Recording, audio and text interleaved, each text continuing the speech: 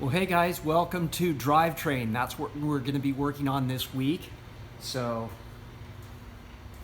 haven't seen you for a bit. Anyways, wanted to go over a few things about what Drivetrain is doing for us. It really is the connection between the engine and the wheels. Of course, Kermit doesn't have wheels, but it's everything that's in between. It's going to be a connection that goes between the engine and transmission that has some gears.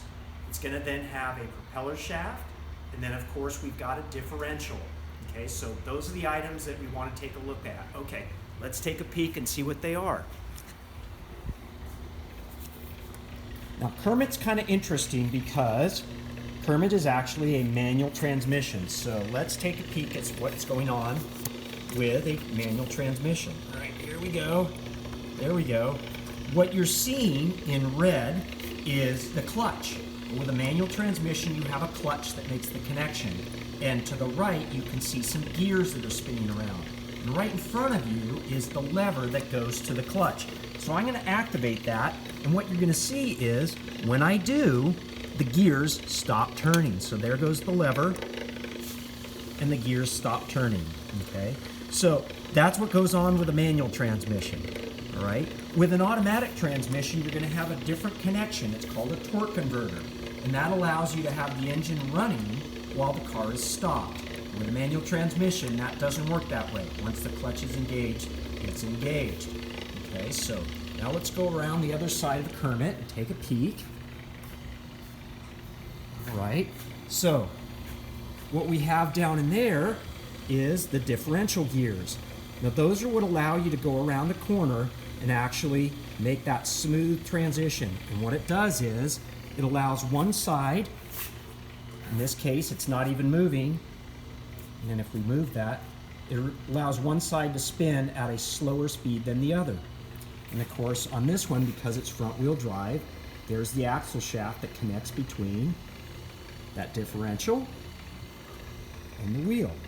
Okay, so that's front wheel drive, that's a manual transmission. What about the Silver Sorento? Okay, now there is the automatic transmission. Now we've talked about that before.